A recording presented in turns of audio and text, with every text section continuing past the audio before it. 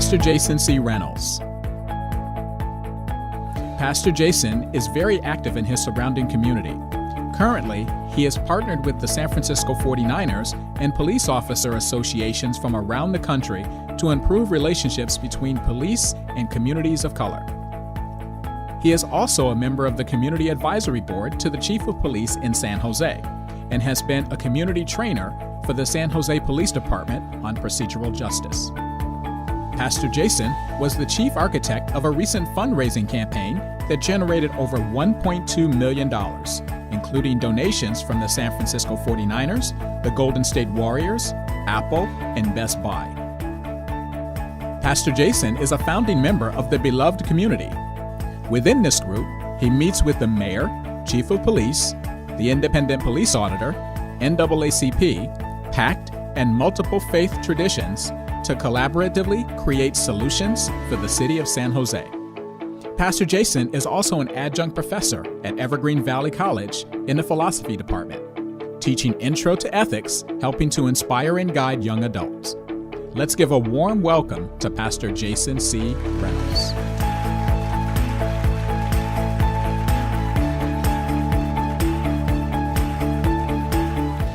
Where do we go from here?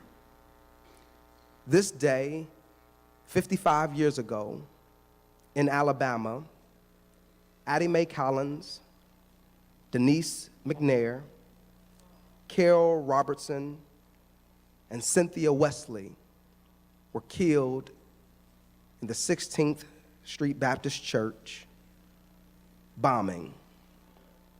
They are known as the 4 little girls.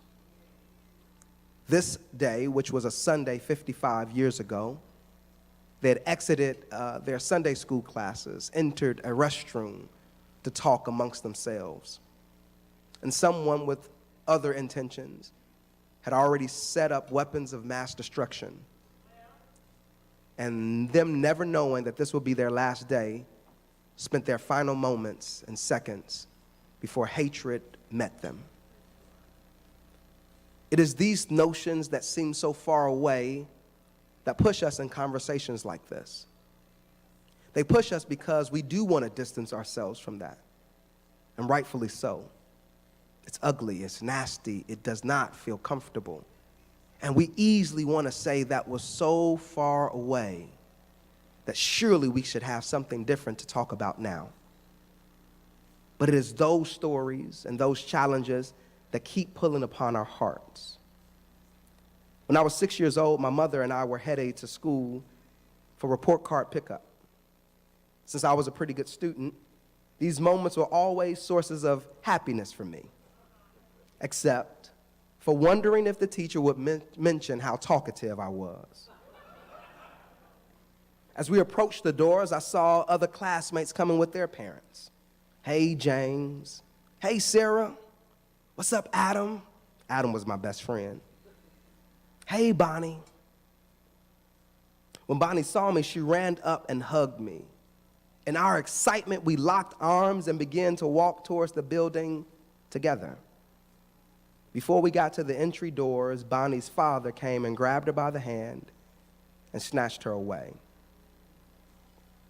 I don't recall what he said, but I can see her look back with sadness in her eyes.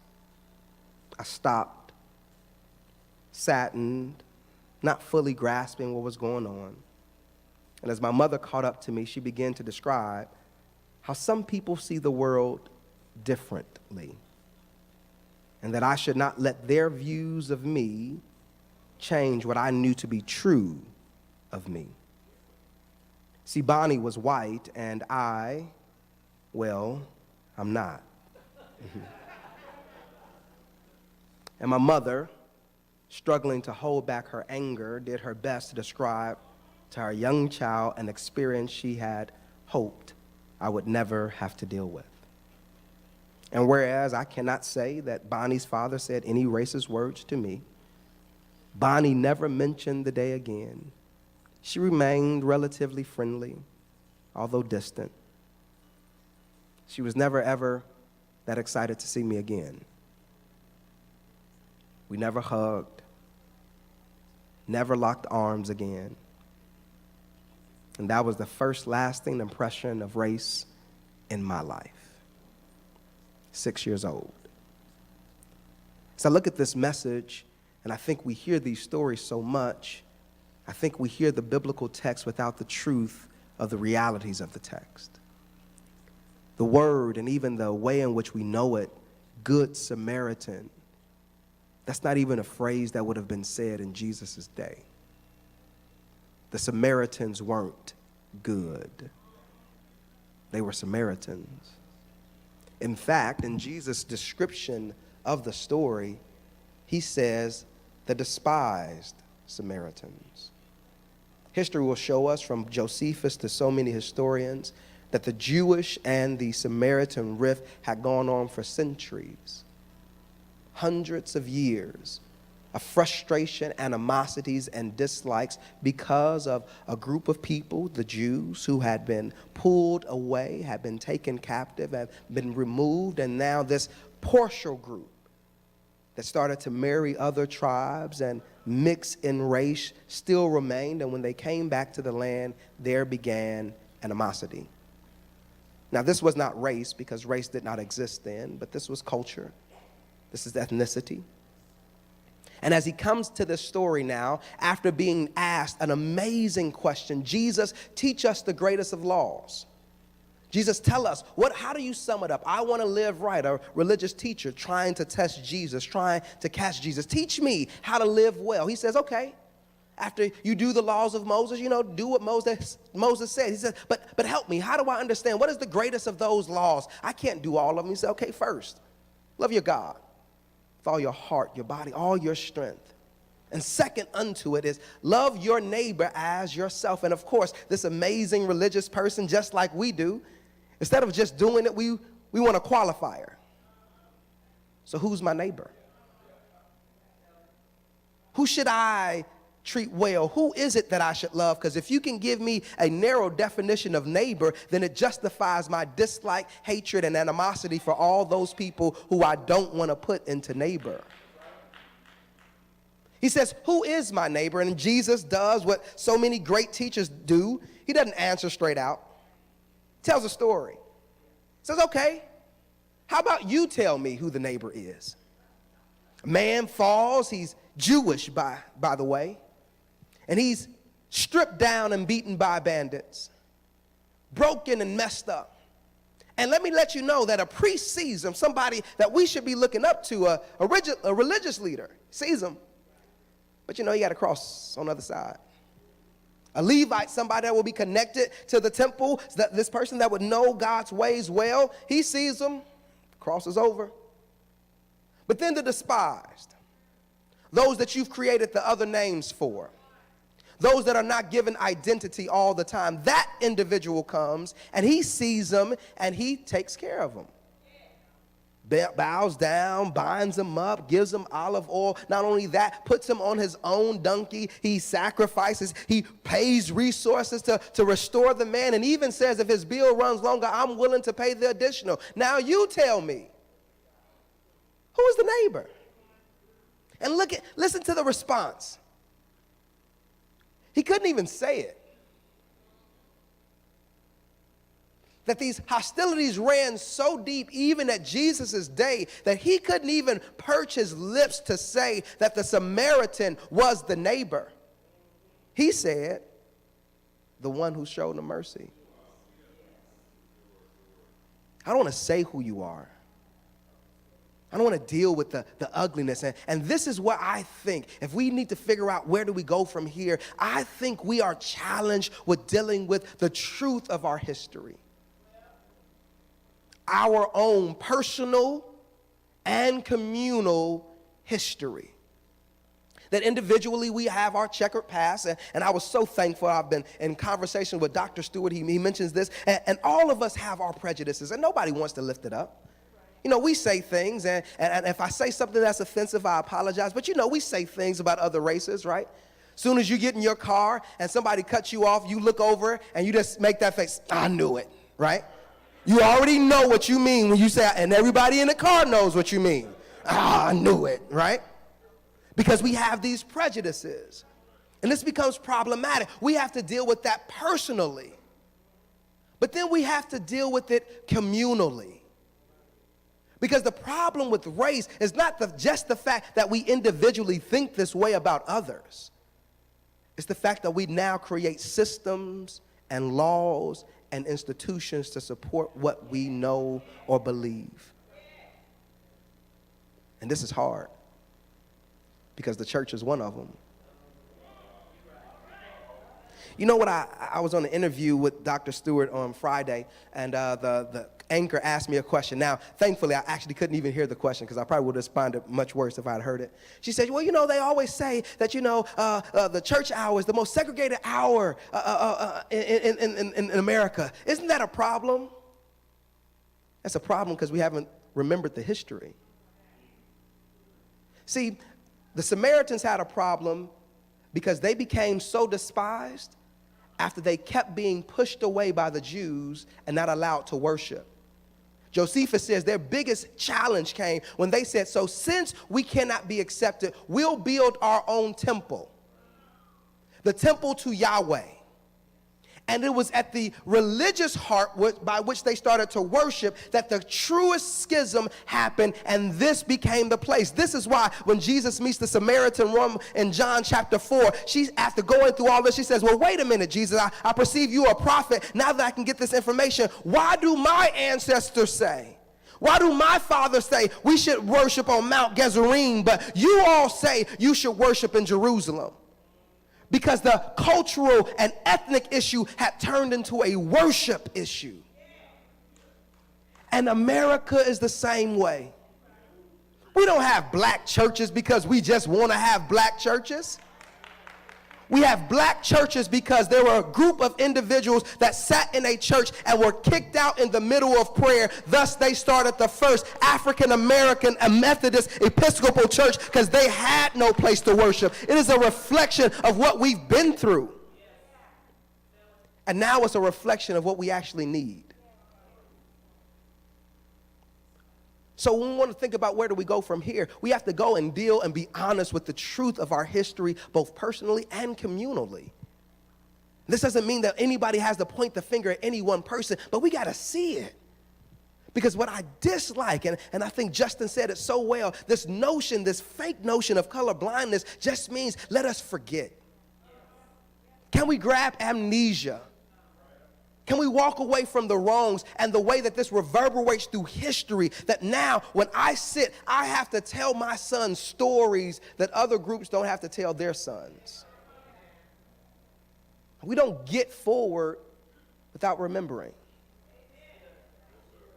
Jesus, when he was leading, not Jesus, I'm sorry, as Joshua was leading the children of Israel into the promised land, God stopped him and says, before you finish walking through this sea, before you complete the Jordan, grab you 12 stones. Set these stones up. And when people ask you for years to come, what do these stones mean? Remind them what has happened. Tell them the story. And we don't have to tell the story for division. We tell the story as a reminder never to repeat the same history again. Jesus talking to them, he says, you can't even say the name. You can't even deal with the truth of your history. And not only does it happen there, then he gives them a thing. He says, now, since you said the one that showed mercy, yes, now go and do the same. Now. Not tomorrow.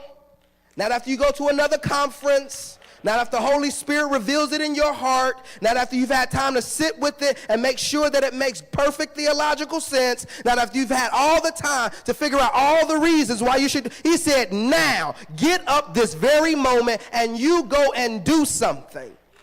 He said that this is not just a way for us to think about what the past has been, but this is a way to chart action. So when we leave conferences like this, it's great information, but we all know that it will fall on the ground if we don't begin to do something with it. Jesus says, now go do something. He says, not only do I want you to think about he says, prioritize action. And from here, I'm saying, will you prioritize restorative action? Action that is reminders and action that will move forward the plight of racist and racial injustice in our area. Not talk about it, not strategize. Man, the church has been so good about having meetings about the meetings about the meetings. If I could just tell you how many meetings we had just for this conference, I was like, can we just do it?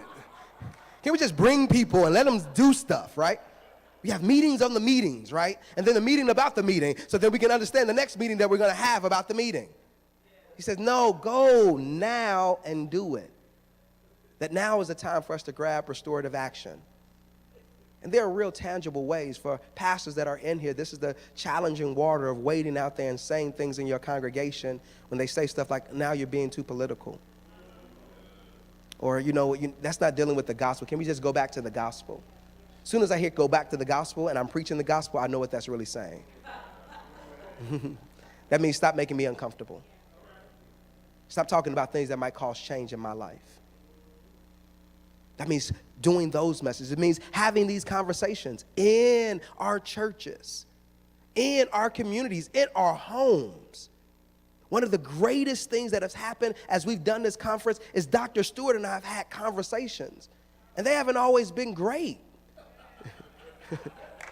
We haven't always agreed. I don't know if y'all know, but we look different in a lot of different ways, right?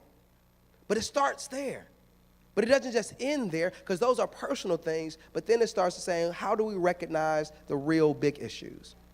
So I close with this. As much as we talk about the Good Samaritan, as much as we talk about the gift of the Good Samaritan, I think we've done it an injustice, because the Good Samaritan potentially could become great.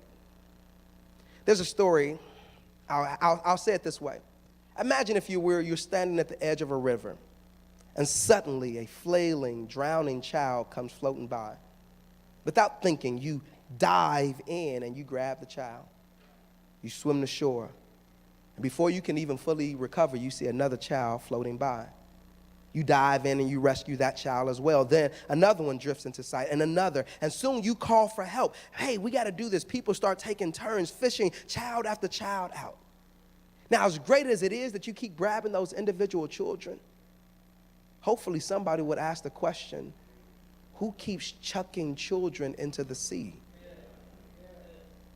Who's going to look upstream? As amazing as it is that the Samaritan does this act, why is nobody asking the question that everybody knows? Why is the Jericho road so precarious? Why has this become the comfortable place for bandits to hang out? What would happen if we fixed the road, helping more people not have to be injured, than constantly coming behind to bind up those that have been battered and bruised? That's what I believe Jesus tells us when he says, even greater works will you do. He's not just talking about the individual hand that you will have, but he's talking about your ability to band together to fix systems that provide for so many. We see school systems that are in need of help. Do we keep going into one school and saying, look at this one? Or do we recognize systemic school issues? We see law enforcement. We had it here over and over again. Do we keep saying, well, we just got to fix this one officer, there's one bad apple? Or do we say, no, we fix the system? We keep seeing criminal justice systems over and over again go after those who are poor and don't have resources. Do we fix the system? Or do we keep just trying to fish one out while so many keep on floating by? I close with this thought. As we talked about the gospel, Jesus giving up of his glory and power, being deposited into humanity and coming and being born, the cross is not a downstream answer. The cross is an upstream answer for downstream people. That when Jesus comes and he deposits his life, he goes to the source of our issue and handles the source. Once the source is no longer powerful, Anybody else that comes by that way now no longer has to fall victim to the power of the source, because Jesus handled the source. Jesus says, I'm not going to make sure that I have to stand around and help each one of you every single time. I'm going to go to the source of sin and the source of death. I'm going to redo all of that. I'm going to break it up. I'm going to tear it apart. And now every time you go through, if you desire freedom, all you have to do is take off those chains, rub on the blood of Jesus Christ, and you walk through unharmed and unmessed with, because I can recognize I can fix it. That is our source. So my prayer, my hope, my sincerest one, is that this conference is not the end. You know, we always start these things and say, so what are we going to do next? And what's that really going to do? Well, what it really is going to do matters with you. What you decide to do with it, the way you decide to allow God to live through you, could be transformative for your communities, for your families, for the very cities that you and we stay in. So I can't answer what will happen next. All I can do is give us the opportunity to see what God will do with the efforts that we have. God bless you.